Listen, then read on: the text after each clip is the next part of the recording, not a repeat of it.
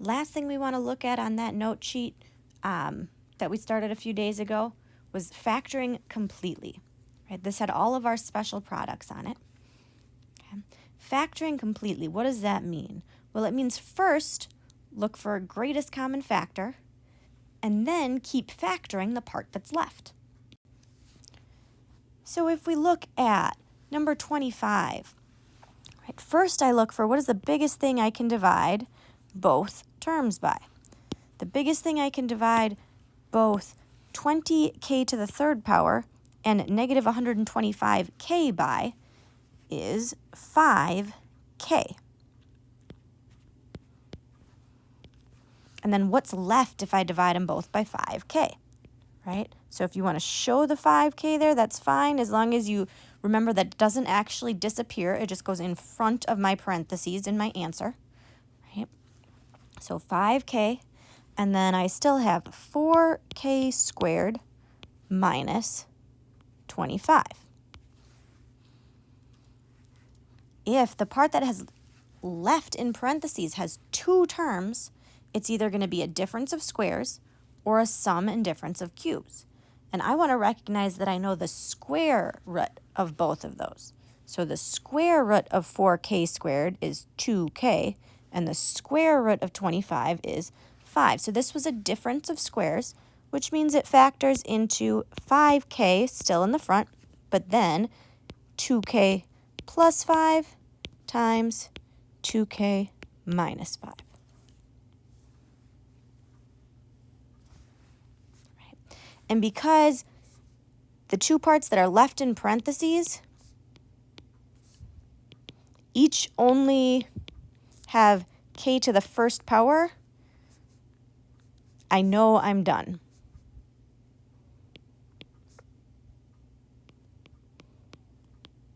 Right, I can't factor it any further. What about number 26? Same idea. First, biggest thing I can divide both pieces by, right? Or all three pieces by. It looks like I can divide all three of those by 2. So when I divide them all by 2, right, when I factor, I still put the 2 in the front, whatever I divided by, the greatest common factor. And then what's left yet? Well, I still have 8x squared minus 38x plus 9. So what do I do with that part that's left? Well, there's 3 terms. Right? If there's 3 terms, that's where we just use our x and box to continue factoring. So I know in my box I'm going to have 8x squared and 9, and I need to break this negative 38x up into 2 parts using my x. So 8 times 9 was 72. What multiplies to 72 that adds up to negative 38? Right? If I'm not sure, I could make a list in order, but I figured out that it was negative 36 times negative 2. That means I could fill in my box with negative 36x and negative 2x so that those two combine to be negative 38x. I could have written those two in the opposite places also. Okay. Then I look in each row and column for my greatest common factor. Right here, it looks like I can divide by 2x. Right, going across that first row. From there, I can just work backwards in terms of multiplying and say this would be 4x and then negative 9 and 2 times negative 1. So my final answer still has a 2 in front of the parentheses, but now instead of one set of parentheses, I broke that into 2 sets. 2x minus 9 and 4x minus 1.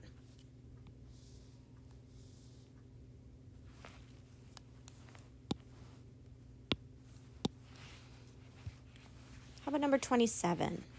Biggest thing I can divide both terms by. Well, I think I can divide them both. They're both even, so we divide them both by 2, and then at least y to the second. So 2y to the second. So I write down the 2y to the second, and then in parentheses, what's left? Well, a y cubed plus 64. Then I look at the part that's in parentheses and say, can I keep going? Well, there's two pieces. The only way I can keep going is if it's a difference of squares or a sum and difference of cubes. I don't know the square root of y cubed, right? But I do know the cubed root of y cubed and of 64. So this must be a sum of cubes. The cubed root of y cubed is just y, and the cubed root of 64 is 4. So I use my perfect cubes pattern. I still have a 2y squared in the front. But then I have my same sign. So y plus 4. In my trinomial, I multiply the first part, y times itself. Y times y is y squared. I need the opposite sign. And then y times 4 is 4y.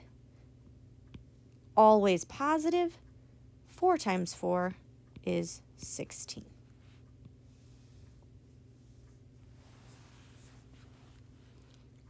So nothing new, just more steps, which makes it scarier and gives us a lot more places to make mistakes if we're not careful. So always taking these one step at a time and really making sure that you're being careful with your patterns. It wouldn't hurt to multiply them back together to make sure you get the original thing if you're unsure. It's a great way to check your work. In number 28, first thing I'm looking for is what is my greatest common factor, biggest thing I can divide all the pieces by. It turns out that the biggest thing I can divide all of those by is 3x squared. So if I divide them all by 3x squared, what do I end up with? Well, I still have that 3x squared in the front. It doesn't get to disappear, right? I'm just taking it out of all of the pieces, so it goes on the outside. Right? I still have 9x squared minus 13x and minus 10. Right. Again, if I have 3 pieces, how am I going to keep going and factor that? Well, I'm going to use an x and a box. If I can't find things to work in the x, then I would say I'm already done factoring. But since it has an x squared, I want to try to keep going. Right. So I get negative 90 that adds up to negative 13. 9x squared, the negative 10, and I need to take that negative 13 and break it into 2 pieces. So these 2 boxes still have to add up to negative 13. So if I go find the things that multiply to negative 90 but add up to negative 13, it turns out that that was 5 and negative 18. So I have a 5x and a negative 18x. It didn't matter which was which. And then, biggest thing I can divide by. It looks like this must be x times 9x. And then 9 times negative 2 is negative 18. And x times 5 is 5x. So my final answer still has the 3x squared in the front. But then instead of that trinomial, we just factored it into 2 binomials. X minus 2 times 9x plus 5.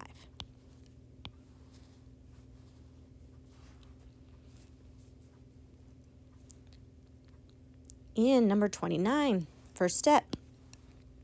Always first step. Biggest thing I can divide all the pieces by. So looking at all those pieces, biggest thing I can divide them all by, it turns out is 4n.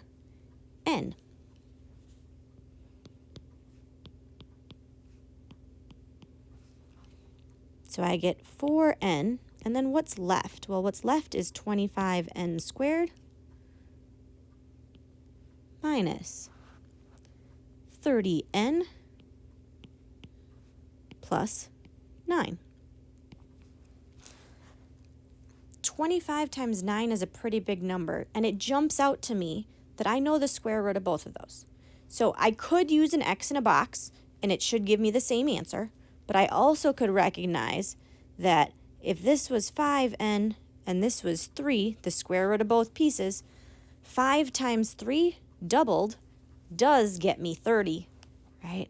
So that means that this is a perfect square trinomial, and I can write it as 4n times 5n, my sign needs to match here, minus 3 squared. Right? Again, if you don't recognize it's a perfect square, that's perfectly okay. The x in box are going to get you the same answer. And number 30. First thing I'm looking for, what can I divide both of the pieces by? I can divide both pieces by 7x. So then I have 7x times x squared plus 9. I want to try to keep going with the part in parentheses. Is it a difference of squares? Well, I know the square root of x squared is x, and I know the square root of 9 is 3, but sum of squares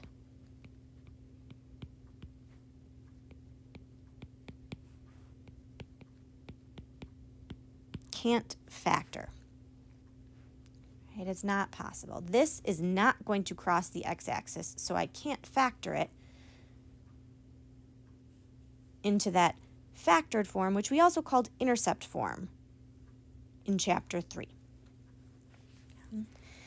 That doesn't mean that this problem wasn't factorable, because we still did factor out a greatest common factor. It just means that I can't keep going, and I stop right here. Right?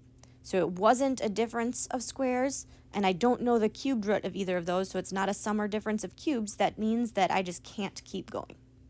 But I did factor it some, because I factored out a greatest common factor. And then those last 3 examples. In number 31, if I look for my greatest common factor, turns out I can divide both of those by 3x. If I divide them both by 3x, that gives me 3x times, I still have left 8x cubed minus 27. 2 terms means it has to either be a difference of squares or a sum and difference of cubes. Since it's x cubed, that gives me the hint that it's probably a difference of cubes, if it can be factored at all, right? Do I know the cubed root of 8x cubed? I do. That would be 2x. And do I know the cubed root of 27? Yep, the cubed root of 27 was 3. So I can use my difference of cubes pattern to factor this. The 3x is still in the front. First sign stays the same, so I need that first sign to be minus 2x minus 3. And then to build my trinomial, I take 2x times 2x. I need the opposite sign, so a positive. 2x times 3 is 6x. And then 3 times 3 is 9.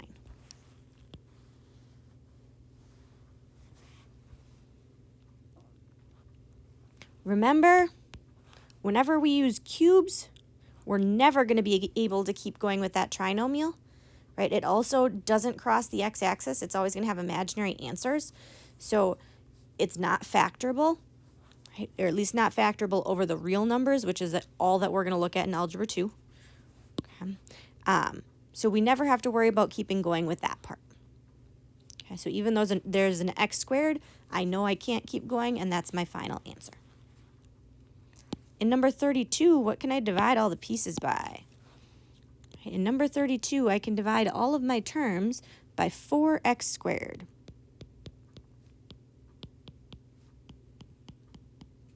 The 4x squared goes in the front, and I still have 10x squared minus 13x minus 30. Since there's 3 pieces there, right, I'm going to use my x and box to keep factoring. If I can't find things that work, that just means I can't keep going, and that where I'm at is my final answer. But I'm going to try to keep going always. How do I break negative 13 into 2 pieces? So I have 4 pieces to fit inside that box. Well, 10x squared and negative 30 are automatically here. Negative 13. Well, if I made a list, because 300 was a pretty big number, right? I made my list, and I got that it would be 12 and negative 25.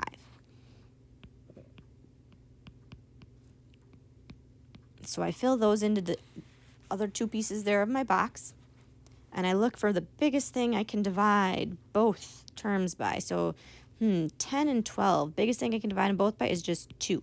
So this must have been 2x times 5x, and then 5x times negative 5 to get negative 25x, and 2x times 6 to get 12x. To write my final answer, I still have the 4x squared in the front, but now I broke my trinomial into 2x minus 5 times 5x plus 6. Since both of those are just x to the first power, I know I don't have to even try to keep going. Right? And I'm never going to be able to keep going with my greatest common factor in the front there. Okay. Last but not least, number 33. First thing I look for, biggest thing I can divide all the pieces by. They're all even, so I think I can just only divide them all by 2 here. So then it would be 2 times 25x squared plus 55x plus 121. It jumps out to me that I know the square root of the first piece and of the last piece. So could I write this as a perfect square trinomial? Well, let's check. The square root of 25x squared is 5x. The square root of 121 is 11. If I multiply those together and double it, does it make 55? Ooh, it doesn't, right? So this isn't a perfect square trinomial, even though it looks like it would be, right? I would actually need this to still be 110 in order for it to be a perfect square trinomial. So then, what do I do next, right? Those are really, really big numbers, right?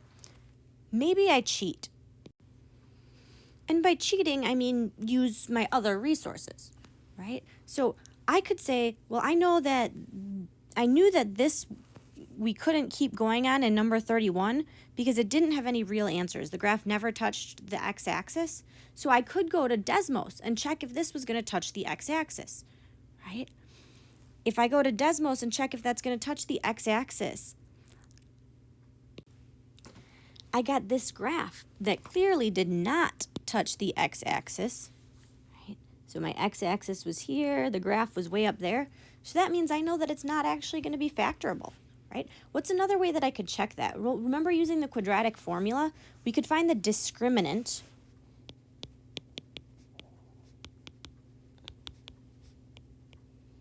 which was b squared minus 4ac, and show that if that's negative, I know that it's never going to touch the x-axis because they're going to be imaginary answers, right? 55 squared minus 4 times 25 times 121 is definitely a negative number, right? So that means that I just can't factor that trinomial, and I am done right there. That's the furthest I can go. I also could multiply 25 times 121, which is 3,025, and show that there's actually nothing that works to make 55, right? But I'm more confident using the other two answers right away that I'm for sure that I didn't miss something that would have worked here, right? I know for sure that that isn't factorable. So time for you to practice, right? Always checking once I'm done factoring if I can keep going further. So look for greatest common factor first, and then decide how many terms we have. Okay. Your goal is to practice taking a look at your pink flip book.